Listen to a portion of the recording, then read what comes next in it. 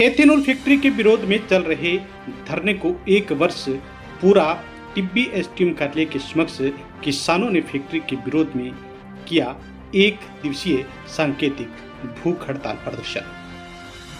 हनुमानगढ़ जिले के टिब्बी के समीपवर्ती राठीखेड़ा ग्राम पंचायत के चक 5 आरके में लगने वाली एथेनॉल फैक्ट्री के विरोध में मंगलवार को फैक्ट्री हटाओ क्षेत्र बचाओ संघर्ष समिति के बैनर तले टिब्बी एसडीएम कार्यालय के समक्ष किसानों का एक दिवसीय सांकेतिक भूख हड़ताल प्रदर्शन किया गया।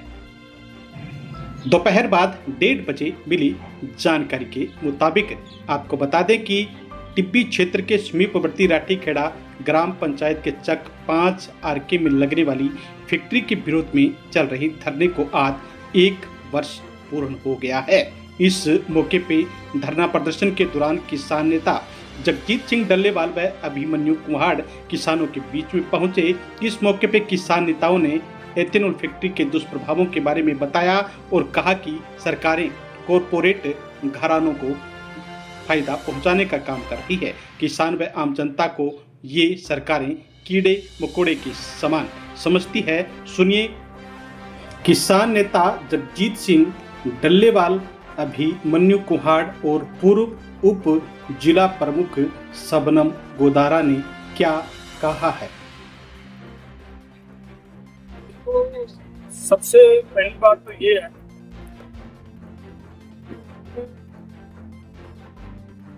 देश के आम नागरिक को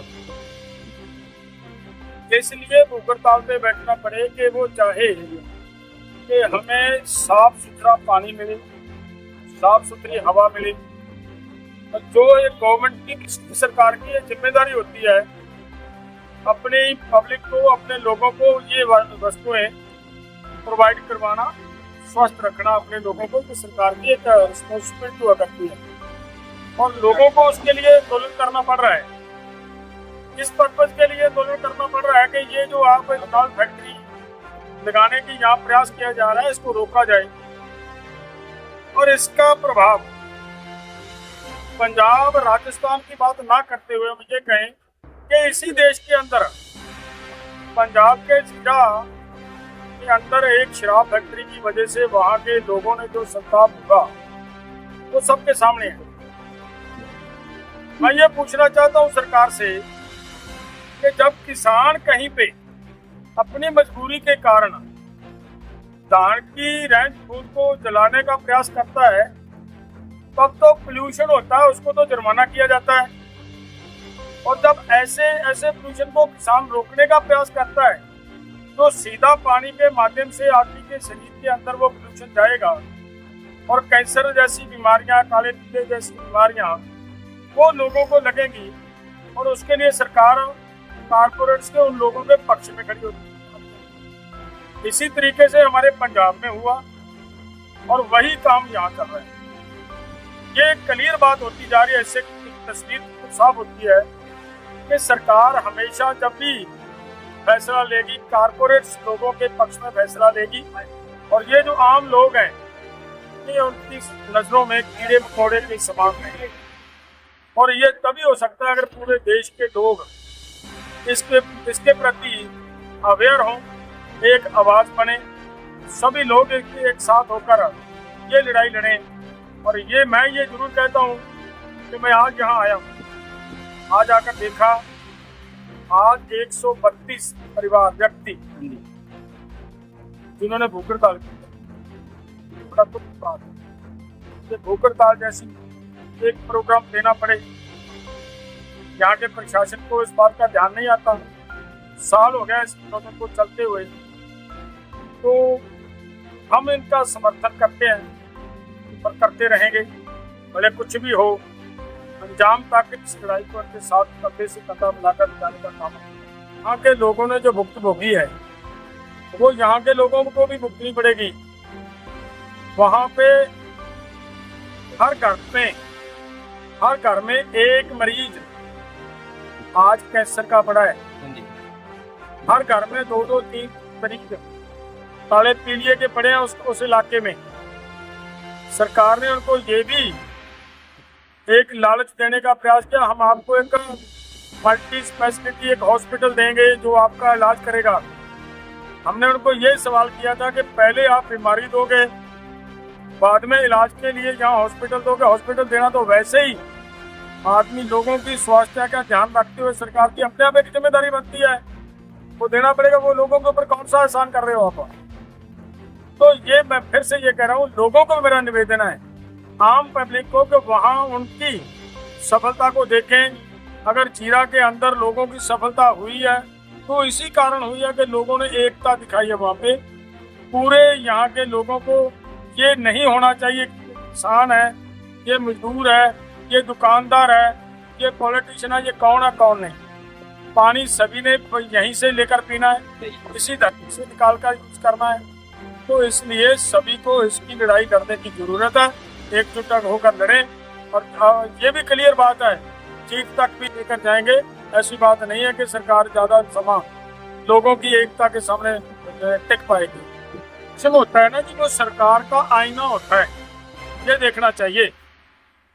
जो प्रशासन का रवैया है ये मानना पड़ेगा कि वही रवैया मान लीजिए अभी तक आपके जयपुर में बैठे हुए उन लोगों का है, तो यहाँ के प्रशासन का नजर आ रहा है। जब जयपुर वालों का एटीट्यूड चेंज आएगा, आपके प्रति उनके विचार बदलेंगे, कुछ करने के लिए सोचेंगे, तभी यहाँ वाले सबके सब आपके मित्र बढ़ते नजर आ जाएंगे। जितनी देर तक वो आपके खिलाफ हैं, ये आपको दुश्मन जैसा व्यवहार करेंगे आपके साथ, लेकिन करेंगे ये, इसमें कोई दो राय नहीं है। मैं पहले बात कही है कि सभी पॉलिटिकल पार्टी राजकर्ता लोग कारपोरेट्स के पक्ष में खड़े हैं। आप उनके सामने केवल कीड़े मकोड़ों की जिंदगी जीने वाले लोग हो, आपकी कोई वैल्यू नहीं उनके सामने। अगर आपने अपनी जिंदगी जीनी है, अपने बच्चों को स्वस्थ रखना है, तो सबको मैदान में आना पड़ेगा और इस लड़ाई को जीतना पड़ेगा। तो एक साल पहले का वो दिन मुझे याद है जब यहाँ किसानों ने एक बहुत बड़ी महापंचायत करी थी इस एथेनॉल फैक्ट्री के विरोध। उसके बाद यहाँ से मार्च करते हुए उस जगह पे गए थे जहाँ वो फैक्ट्री लगाने की तैयारी चल रही थी, और एक साल हो गया किसानों का लगातार वहाँ पे चल रहा है। इससे ज्यादा बड़ी दुख बात कोई और हो नहीं सकती, इससे बड़ी विडंबना कोई और हो नहीं सकती कि हमारे देश के नागरिकों को आज ताजी हवा में सांस लेने के लिए और स्वच्छ पानी पीने के लिए भी आंदोलन करना पड़ रहा है, धरना देना पड़ रहा है। अक्सर कुछ लोग हमें कह देते हैं, जो कुछ राजनीतिक लोग होते हैं, कार्यकर्ता हमें कह देते हैं कि भाई हम तो आंदोलन जीवी हैं, हम आंदोलन करने का हमें शौक है। हम उन सारे साथियों को ये कहना चाह रहे हैं, अकेले ये किसान की लड़ाई नहीं है, ये मजदूर की लड़ाई नहीं है, 36 बिरादरी की लड़ाई है। क्योंकि सांस तो सबको लेना है, पानी तो सबको पीना है, और ये धरने प्रदर्शन करना ये हमारा कोई शौक नहीं है, हमारी मजबूरी। क्योंकि आज ये जिंदा जमीर के वो लोग बैठे हैं जो अपनी अगली आने वाली पीढ़ियों की चिंता कर रहे हैं, उनके भविष्य को लेके चिंतित है। बहुत सारे उदाहरण हमारे सामने ऐसे मौजूद हैं जहाँ पे इस तरीके की एथेनॉल फैक्ट्री लगी है, वहाँ का पानी भी बिल्कुल खराब हो गया, वहाँ की हवा भी बिल्कुल दूषित हो गई, तो एक तरीके से वो गैस चैम्बर बन गया वो। तो हमारा ये प्रशासन से निवेदन है, हमारे ऑर्गेनाइजेशन भारतीय किसान यूनियन एकता सिद्धपुर की तरफ से, संयुक्त किसान मोर्चा गैर राजनीतिक की तरफ से, कि यहाँ के लोगों जो ये जायज मांग है, इस जायज मांग को जल्द से जल्द पूरा किया जाए, और जो ये प्रपोज्ड एथेनॉल फैक्ट्री है इसको बंद किया जाए, और कोई इस तरीके की फैक्ट्री जोर जबरदस्ती यहाँ पे ना लगाई जाए। हमारी सरकारें बात करती हैं कि भाई हम विकास करना चाहते हैं, लेकिन विकास तो तब होगा ना जब जिस जगह पे वो विकास करना चाह रहे हैं वहां के लोग भी उससे सहमत हो। सरकारें तो ये कर रही हैं कंपनियों के साथ मिलके कि हमारा जबरदस्ती का विकास करना चाह रहा है, उससे जल्द आदेश जारी किए जाए और इस एथेनॉल फैक्ट्री को परमानेंटली बंद करें। इसके पीछे एक बहुत लंबी स्ट्रेटेजी के तहत बड़े बड़े कॉर्पोरेट घराने, बड़े बड़े कंपनियों वाले सरकारों के साथ मिलकर काम करते हैं। बहुत लंबे समय से, खासकर 1990 के दशक से, जब से ग्लोबलाइजेशन, लिबरलाइजेशन, प्राइवेटाइजेशन की नीतियां आई है, तब से एक इस तरीके की पॉलिसी बनाई गई है कि किसानों को उनकी जमीनों से बेघर किया जाए, किसानों को उनकी फसलों की उचित कीमत न दी जाए। क्योंकि जब किसानों को फसलों की उचित कीमत नहीं मिलेगी तब जाके किसान कर्जदार होगा, जब किसान कर्जदार होगा तो वो अपनी जमीन बेचने पे मजबूर। उसी षड्यंत्र के तहत ये सारी चीजें चल रही हैं। और जो कॉर्पोरेट घराने हैं उनके मेन तौर पे दो एजेंडे हैं। पहली उनकी नजर है उपजाऊ भूमि पे। जब 2020-21 के दौरान कोरोना आया था तो उस कोरोना के दौरान इन बड़े बड़े कॉर्पोरेट घरानों ने ये देख लिया कि और अन्य तमाम फैक्ट्रियों पे ताले लग गए, लेकिन एकमात्र कृषि क्षेत्र ऐसा क्षेत्र था जो उस समय भी +3.6% की दर से ग्रोथ कर रहा था।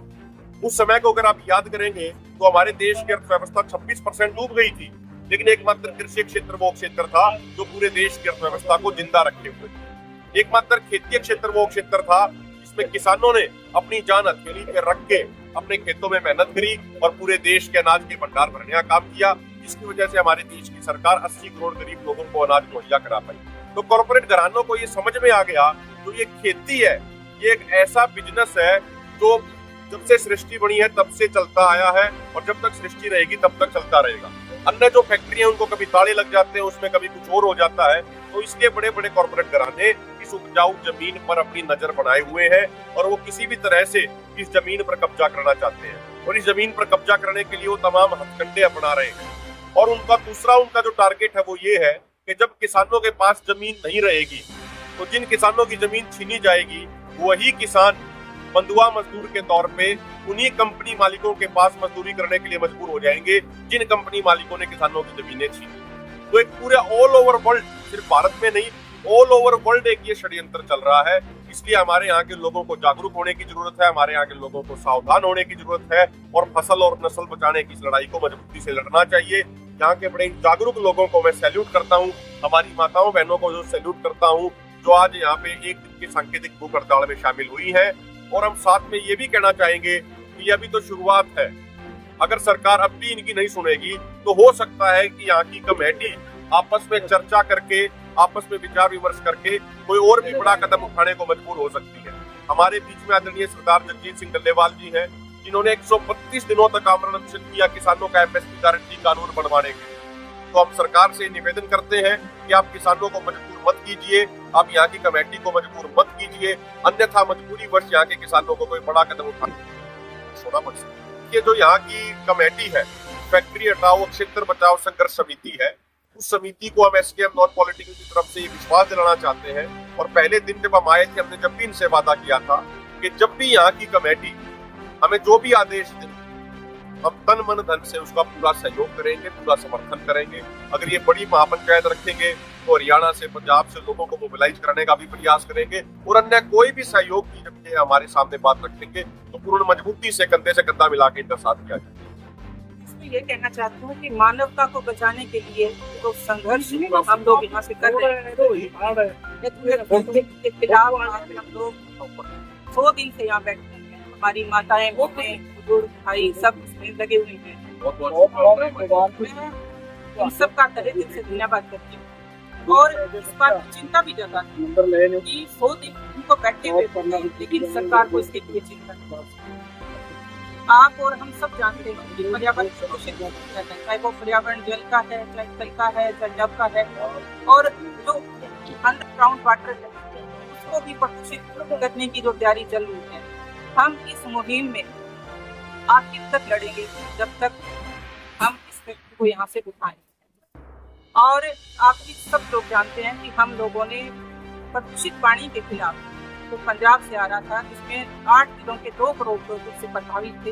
हमने एनजीटी तक उसकी लड़ाई लड़ी और पंजाब के खिलाफ हमने 50 करोड़ का जुर्माना लगवाया और आगे भी हम सब लोग मिलकर इस लड़ाई को लड़ेंगे, जारी रहेंगे।